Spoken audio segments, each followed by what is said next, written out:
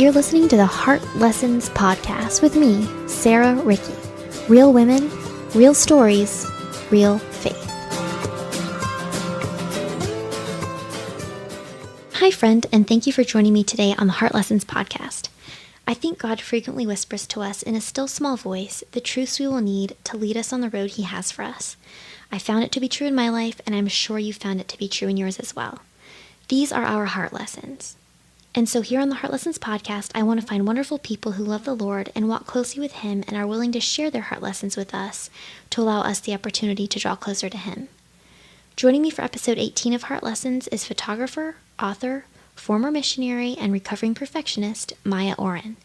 In her new book, The Reluctant Missionary, Miah talks about her experience teaching English overseas and the struggles and challenges she faced there. She talks about how she felt like God set her up to fail because she was placed in a very difficult school with a distrustful staff and hundreds of students she felt unable to reach effectively. Miah returned home 2 years later depressed and angry with God.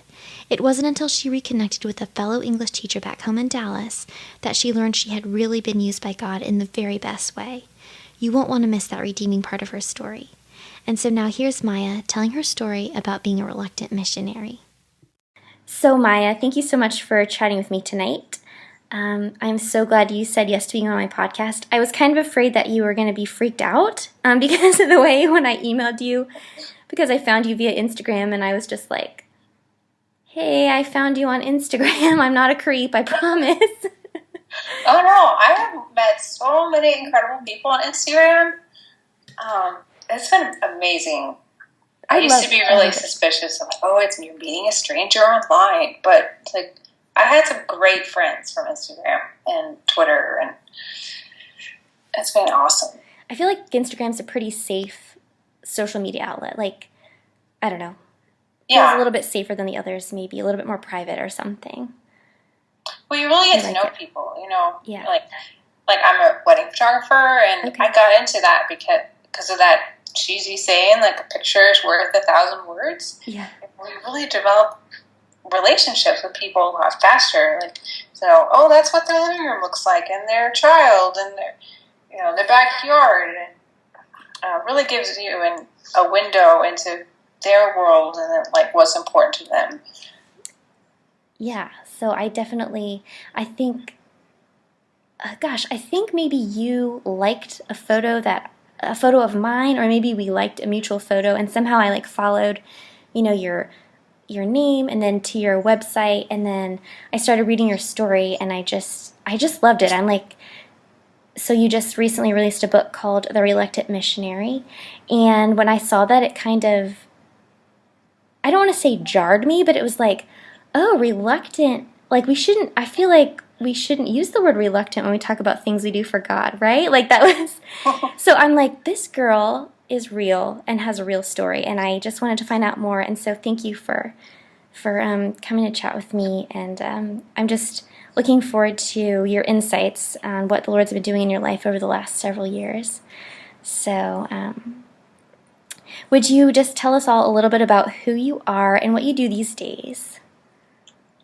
I'm a wedding photographer and a writer, and I'm in Dallas, which I have been ever since I came back from living overseas. And I don't say where I served because it was illegal to share the gospel there. Yeah. But I've been back for about 8 years now. And I fell into wedding photography because a lot of other doors closed. Jobs didn't work out, and I went to grad school, and that wasn't a good fit, and I dropped out. But I didn't realize how much time I needed to heal from my experience overseas. Mm.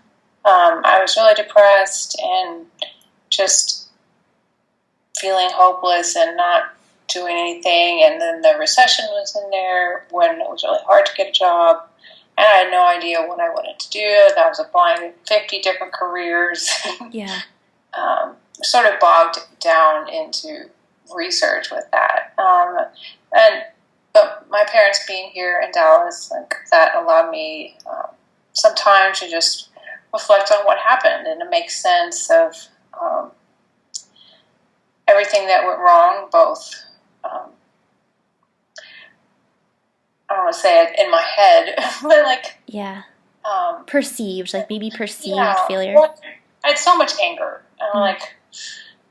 and I was angry at God, I was angry at my teammates, I was angry at I taught English, I was angry at the school official who I taught at, I was angry at myself, and convinced that everything must be my fault, but that's unbearable, so I'll just blame everyone else as well. And it just really took a lot of time of sorting through, the organization could have done better, and this teammate situation could have done better, and this school situation wasn't the best. But it took a lot of research and talking with other people to realize, there's comparisons, because it was such a foreign culture that I didn't know, is this normal? Am I doing something wrong? Yeah, and I was 22 when I went over there, and that's really young. Yeah. I didn't think of myself as young, but I was really young. So your book, The Reluctant Missionary, Journey from Failure to Faith, you said that it's about your experience overseas, and you wrote it to encourage others, especially other missionaries who might feel like failures themselves. So I know like you said, you can't specifically talk about names or places or whatever, but as much as you can, will you just tell me how this missionary journey started? I started reading your book, and I think you started out with short-term missions. Is that correct? Yes. Okay. I went overseas for 4 weeks after my sophomore year in college, and I taught English at a middle school. It was a great experience. There were 8 teachers there, and my students were amazing. I felt like they really improved. They were really excited to learn, to do their homework. We had class together 5 or 6 hours a day, and then on the weekends the school took us on field trips, all day on Saturdays. And I only had 15 students in my class, which is great to have a small class like that. I felt like I really fit into the culture. A funny detail is there were 4 girls on my team, and six girls, and I was the only one that had brown hair. All the other girls had blonde hair, and the school officials were like, "Oh, you're so beautiful," because my hair was closest to their hair color. That's funny. Just random. They brought us, when we arrived at the airport, they brought us flowers, really big bouquets of flowers. This is awesome. You were like a celebrity in their eyes. Oh, yes. Nobody can argue with that. That would be, everybody would love that. Yeah. So I get back, and I just felt called to go back. I knew I had this 2-year teaching program for college graduates. But that wasn't my first choice career, even though it had been a great experience. I didn't want to move overseas. I didn't want to leave the friendships that I had built in college. So I wanted to stay near them in America and definitely not leave the country. And if I did want to leave the country, I wanted to go to somewhere like a beach. Yeah, right. Can I please be a missionary in Hawaii? That sounds great. Or Paris. Right. But pretty soon after I got back, I started the application process. I just knew it was the right thing to do. Yeah. And so 2 years later, I ended up going back, and my parents weren't very supportive. I think I'm an introvert, and I was very shy, painfully shy, and I don't think you're going to enjoy teaching, and this is really far away, it's a really long time, and I feel called to go. I really need to do this. So I went, and we had a month of orientation, and then we started classes.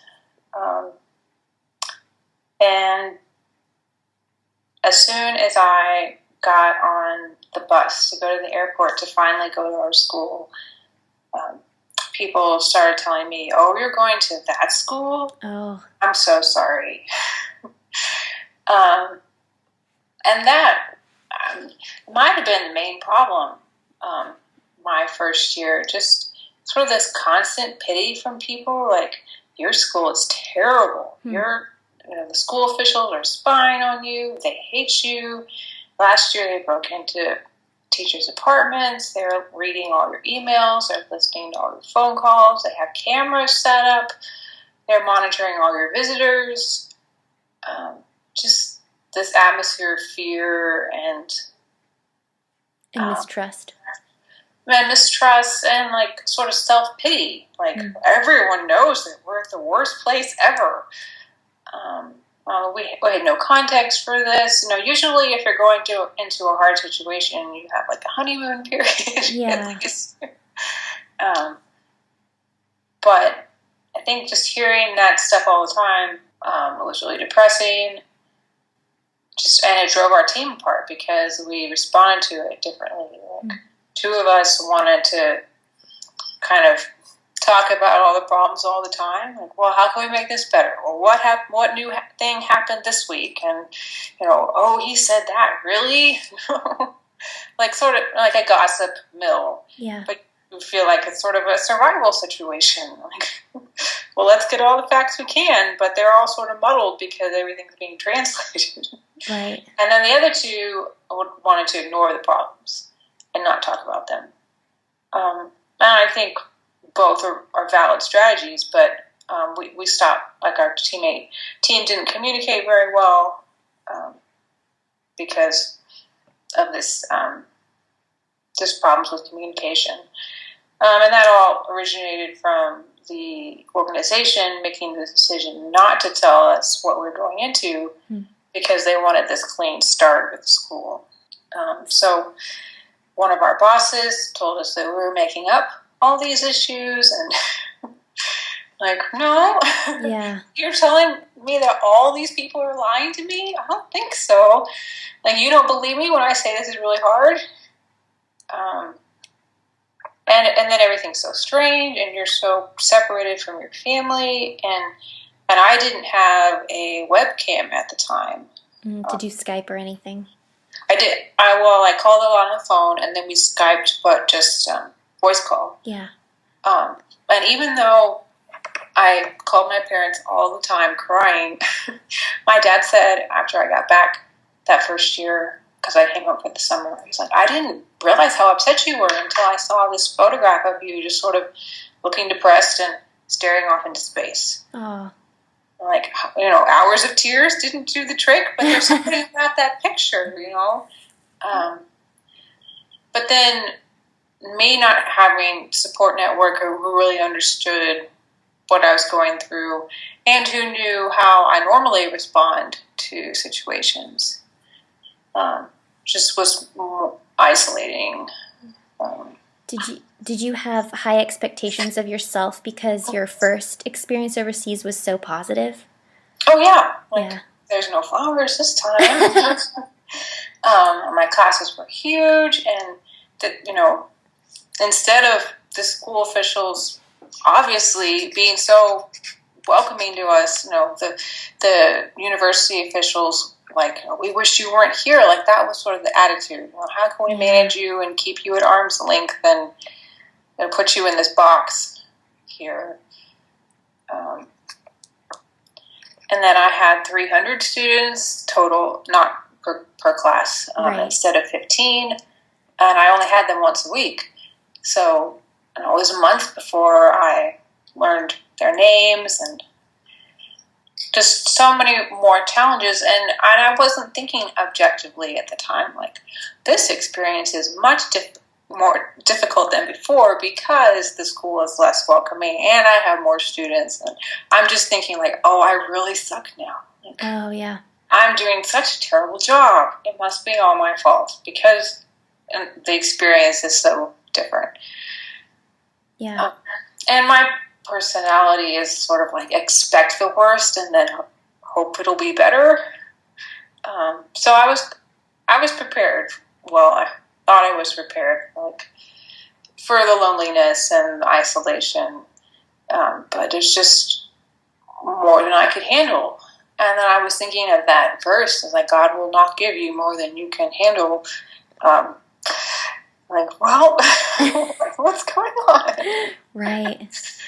What do you think was the connection between like your perceived lack of success and how you thought God was viewing your efforts? Like midway through our first semester, we got a survey from the organization, and they asked that we just had to fill out this chart, like how many students are you discipling? How many students have asked about spiritual questions this week? How many students have you led to Christ? Like questions like that, and you had to put numbers down. And I went to my team leader and like, what's the expectation here? I haven't done anything. And she's like, oh, they just want to know, it's just for the donors so they can give reports. Put down what you have. And I was like, oh, must be a failure if they're expecting numbers here. Yeah. Like, nobody ever talked to us about the survey, and 2 months in, my team was all new to the school, so I just imagined like all the other teachers that had been in training with me. Like, there were a lot of us who had just graduated from college. It's like they must be having like 3 Bible studies apiece and like be getting someone to Christ every week. Like, what am I doing? And I'm just settling in. Like, I haven't bought all my linens yet. Right. So you weren't even able to like communicate with your fellow teachers to be like, what are you actually doing to reach these kids?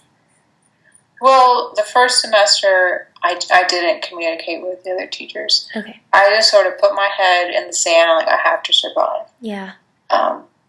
Survive from class to class, because that was the most stressful part, having all these classes. And then I wasn't prepared for there to be so many different levels of English ability for each class. I don't know if I fell asleep on that day for training or what.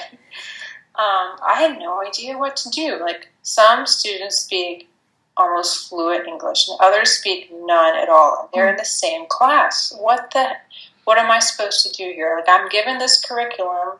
They had sort of a suggested curriculum. So I used that for 5 of my classes, but then 3 of the classes I had to create my own. And I just felt this constant pressure, like, why they haven't improved from last week? But I was comparing it all to my other experience. These kids had been in my class 6 days a week. They had other homework, like summer homework, but they were very focused on learning English because that was the majority of their day. Yeah. These students saw me for 2 hours every week, and then they had part-time jobs and other classes, and then none of them were English majors, so they had different motivations for learning English, and most of them spoke, their English wasn't as good as the middle school students because it was very affluent middle school. Okay. And the teachers were better. So my biggest problem, like most immediate problem, I wasn't sharing the gospel with anyone, but I also wasn't teaching English, which was what I didn't feel like I was accomplishing anything. And I was there to do a job, and this is my first job after college, my first big career move. I'm like, this is the rest of your life. I've been a student for 16 years.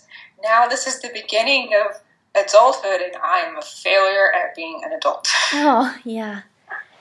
Which is kind of melodramatic, but it was a really easy spot to get to when you're so isolated. And I imagine that transition is hard for everybody out of college. Like figuring stuff out and working with people who are much older than you. But maybe it's easier when you're in your own culture. That was probably a pretty big hurdle for you. Probably. Yeah. So what you said you were, becoming angry at God, was this around the time, like what were your thoughts towards him, or what did you think he was what did you think his thoughts were toward you that were, just kind of confusing and making you angry at that time?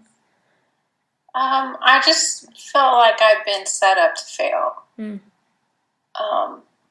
The more I learned about the situation, we had a conference between semesters with our organization, and that where I saw everybody that I'd been in orientation with. And then I started visiting people in the second semester, going to their schools, and almost everybody's situation was much better than mine, which was encouraging. You're like, okay, they look a lot more happy than me.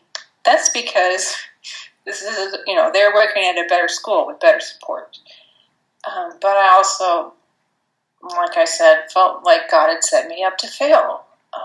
Like, why did it have to be so hard? And why did I have to get sent to this place? And, just seemed like so many factors were difficult and out of my control. I was the only person in my organization in my city that had just graduated from college. Like most everyone was much older than me, and just had a really hard time figuring out what was going on, and realizing that I'm more isolated than other people, just the part of the country that I was in. And it's like, well, I felt that I had sacrificed, Yeah. I wanted to stay in America with my friends, and, at least have friends that were, that you didn't have to wake up in the middle of the night or call on Skype. Yeah, yeah. And I felt abandoned, and I just grew really bitter, especially that second semester. And it was like a self-pitying bitterness, I always wanted to complain. And sort of like recite the stats of like, oh, this is what happened this week. Isn't it terrible? Yeah. You've called yourself on your website a recovering perfectionist, which I love. I think that's pretty great. And they say the first step toward fixing a problem is admitting that you have one. Mm-hmm. So at what point did you arrive at that conclusion? Like, I'm having trouble with expectation and trying to be perfect in God's eyes and in others' eyes. So what was the first step towards fixing that issue? Did you start while you were still overseas, or did you have to come home and it was a process? Well, definitely started after I came home. Okay, so how long were you actually there for? I was there for 2 years. Okay, and then you came home and said, I'm never going back, kind of thing? Well, I came home to go to grad school in anthropology. Okay.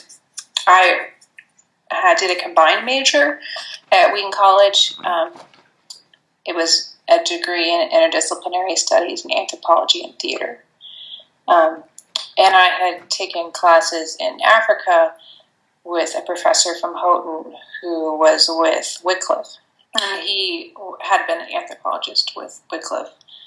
And Wycliffe had the graduate school in Dallas. It's like, well, this is perfect. I will, I'll be still willing to serve God by going overseas, but I'll go to school first, and I'll be in Dallas with my family. Yeah. And this would be the perfect segue into a new career, because by then I knew teaching was so... You were done. High pressure for me, yes. Yeah. And I realize now, I think it was because of mainly the large class size and the different levels and this sort of pressure. Like, I was making up my own standards, I had to write my own exams. No one else would, I had these ridiculous expectations. Yeah. We had 16 classes total. They're going to be fluent by the end. But no one was holding me accountable, and no one was saying, that's not realistic, Miah. Yeah. People don't learn English in 32 hours. That would have been easy, though. That would have made your job, awesome. Yes. So you get home, you go to grad school, and then you started almost sort of a debriefing kind of process, I'm sure. Mm-hmm. I should have gone to counseling. I think that would have been a wise choice at the time. But I was convinced that going to counseling means you failed at life, which I don't think that anymore. I think counseling is a great idea, and talking to people about the problems is a really good idea instead of crying in your room. So I was unemployed for over a year, and I think part of that was I'd go to job interviews and I just struggled to smile because I was so depressed and I had no idea how bad it was. I just sort of, I felt like I lost track of myself. I had what are almost like gaps in my memory because I just sort of shut down. So I started going to a new church in Dallas, and for a couple months I felt like every time I went, the pastor was speaking right to me. And it was just a slow process, and I don't remember like all the stepping stones of that, but just learning to accept what happened, accept that life goes on after failure, that even if you're not, having a great career at 25, your life isn't over. Yeah. There's time to change your mind, there's time to try new things.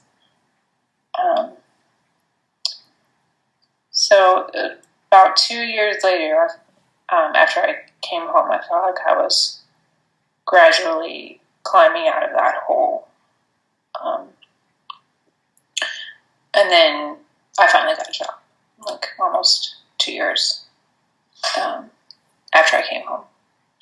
And jobs are great because they provide structure and friends and, this sense of worth that had been lacking. Yeah, and then you can maybe have a little bit of a measure of success, maybe, in a way, like goals and things that you're doing and accomplishing. So I'm sure that did help. Well, and the other part of that answer to the perfectionism thing, this is kind of a long story. Oh, no, that's fine. So my first year overseas, I was at this very challenging school. But then after the first year, the organization didn't have enough teachers returning to staff all the schools they were at, and so they closed the lowest performing schools, like the most challenging schools they had the worst relationship with, and my school was closed. So they sent me to another school, which happened to be in the same city that I had done that 4-week program earlier. So I go to a university there, and I'm on a different team with all different people. And there's a girl who's not on my team, but she's from America, and she was also an English teacher there. And she had just graduated from college, so she was a year younger than me at that point. And she told us that she was Catholic. And I was like, I don't care what that means. I don't care if she worships the moon. I'm a friend. Yeah. So started asking her lunch, dinner, walks, movies. We started hanging out a lot, and I was so thrilled to finally have someone to talk to who was my age and having similar struggles with just being there. Although she just did beautifully. She seemed to be excelling in every way. But we got along great. And so I moved back to Dallas, and she'd also made a 2-year commitment. So my first year in Dallas was her second year overseas. But then she got a job in Dallas after she finished. So right after I started working, she got an apartment in Dallas that I helped her pick out, and then she moved here. Then I had someone to talk to who had some idea of what I had gone through. And so we had dinner regularly her first year here, which was still during the heavy depression time. And in the spring, about 9 months after she came here, she told me, Miah, you never shared the gospel with me when we were over there. You must have been listening to the Holy Spirit, because I was really antagonistic to hearing the gospel. Like my organization said, there might be missionaries at your school. So I had a plan. If you had tried to evangelize me, I had all these retorts prepared. I did not want to hear it. I was really angry and afraid of these people, trying to convert me. And she said, thank you for listening to God, because after, while we were there, she asked me, do you want to come to church? I'm like, is it okay if I come to church with you? And I was like, well, yeah. Of course you can come. But we never talked about God, and I didn't know why she wanted to come to church. And then she told me, after you left, I had a lot of questions about the gospel, and, from my friendship with you, and, just seeing how you lived, and I found someone to answer my questions, and I became a Christian. Wow. So thank you for not sharing the gospel with me. That's amazing. And it just, blew me away that anything had come out of those 2 years. And there was this slow realization that out of what I saw as a failure, not evangelizing, because I had felt this, pressure, like, I should talk to her about God. I should pray for her. Should I, read her the Romans Road? Right. All the appropriate steps to get to someone to be a Christian. Right. But I was so angry at God. I didn't want to talk about it. I didn't believe that He loved me. Like, why would I want to share about this loving God when I don't believe it? Like, it's not doing me any good. I felt like I was just existing there. But then, after she told me that, I got back and I realized God called me to go overseas. That was like the biggest voice. You need to go. Just go. And I thought, well, if I'm going, I ought to accomplish these 100 things. Yeah. Half of those being English teaching, and the other half being discipleships and Bible studies and everything else. And I just thought, well, if you're going to do this, then you've got to do it the right way and the way that everybody else does it. But seeing God work in her life, because I was angry at God. Yeah.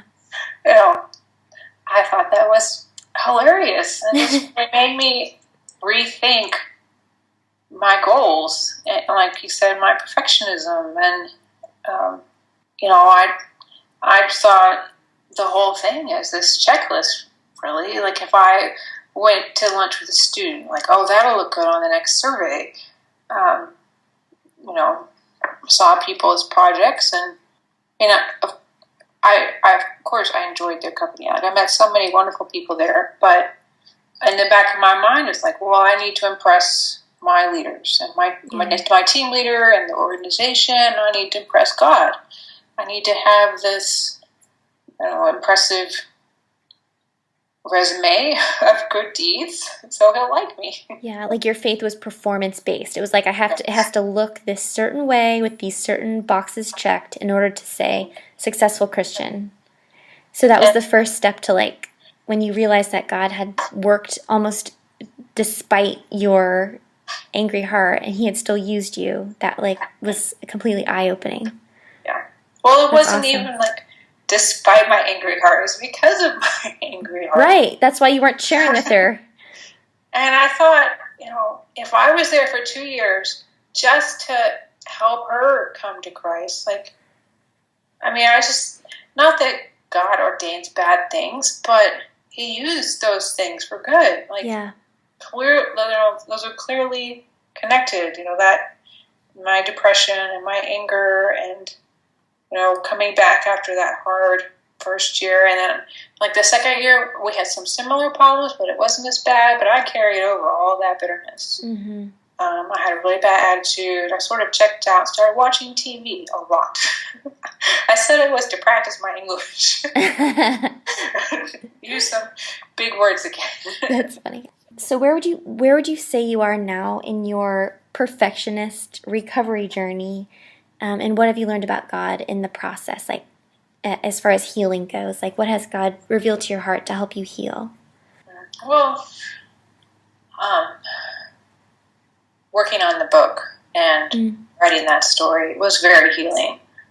I hadn't realized what role all the people there played in my life.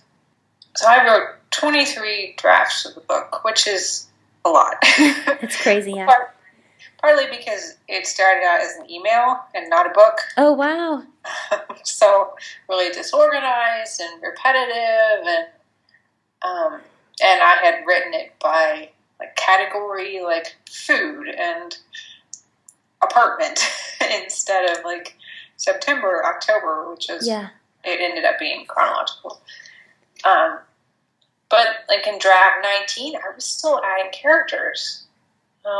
Like those people had always been there, but like, I went and had lunch with them in September, and then they said something which influenced my actions.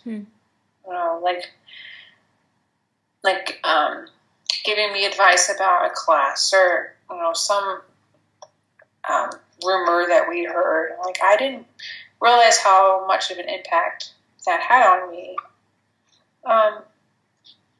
And I also did. My church had a Celebrate Recovery program. Are you familiar with that? I've heard of it, actually. Yeah. It's like a 12-step program. They use the same 12 steps as AA, but it's for general sin, not just alcohol. Mm-hmm.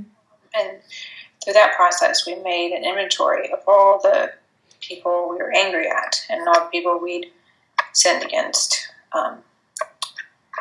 And my list of people I was angry at was over 100 people. Oh, wow.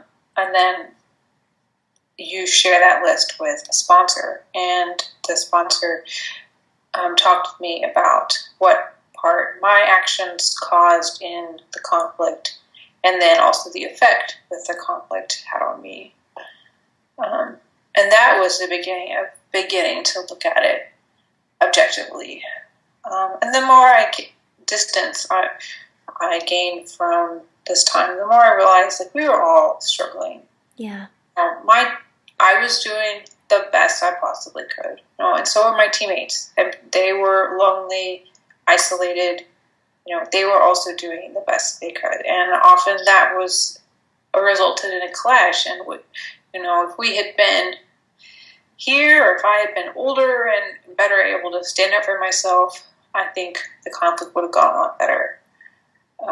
We wouldn't have made it was always like a negative assumption. I bet they meant that to hurt me. Yeah. So I published it almost 10 years after I first moved overseas. And it really felt like this conclusion to all these questions and angst. And it was also really healing just to share the story, because the church I started going to when I came back really helped me heal, but there weren't many people there that I could talk to about this experience. Like, many of them had never left Texas. Mm-hmm.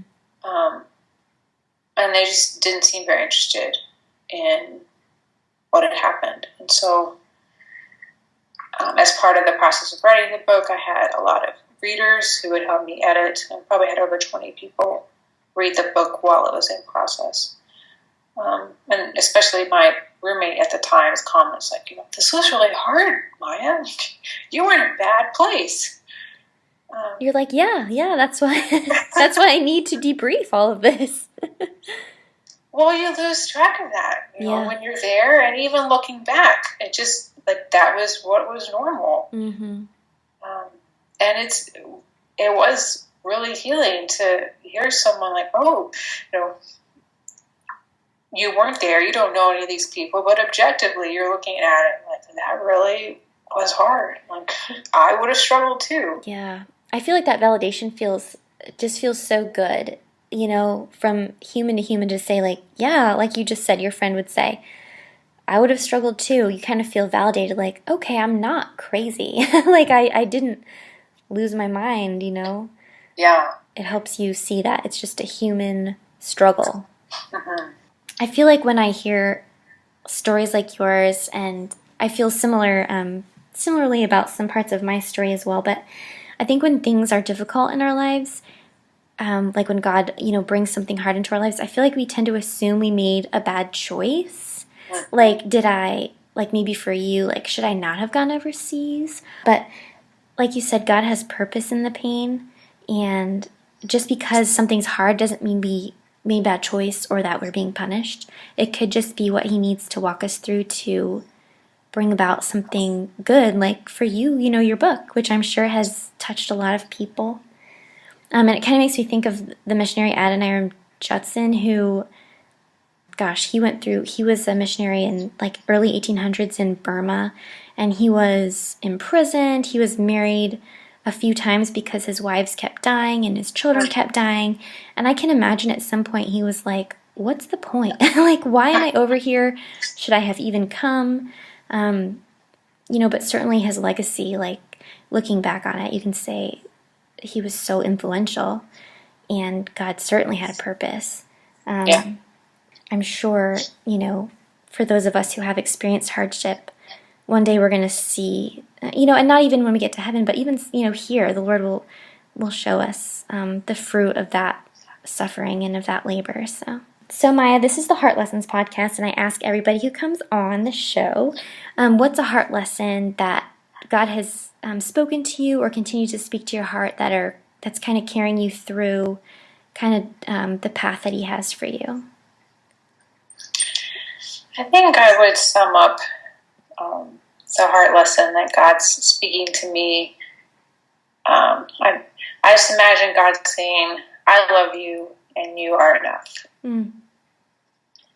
And the tagline on my blog says recovering perfectionist, doesn't say recovered. Yes, right. It's a process. I'm still working on it. Yeah. I'm self-employed. I have all these to-do lists, and I'm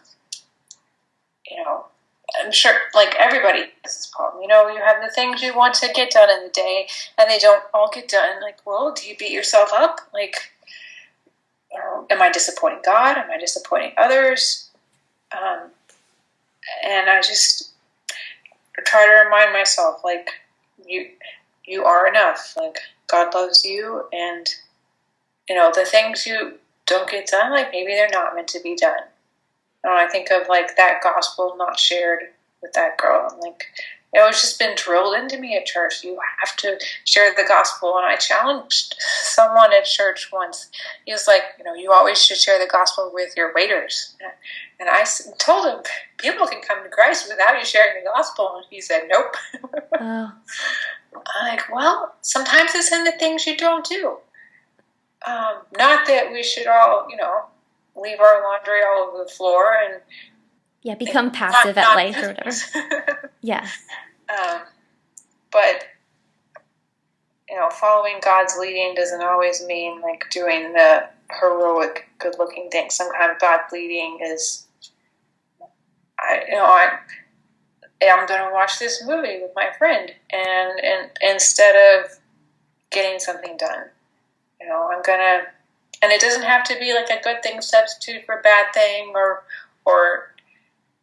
relationship instead of task. It's more about, I'm going to do my best to follow God's day, and if I fail, He still loves me, and I'll try again tomorrow. Mm. And that's grace. That's like the very definition of grace. Mm-hmm. So thankful for that. Yes.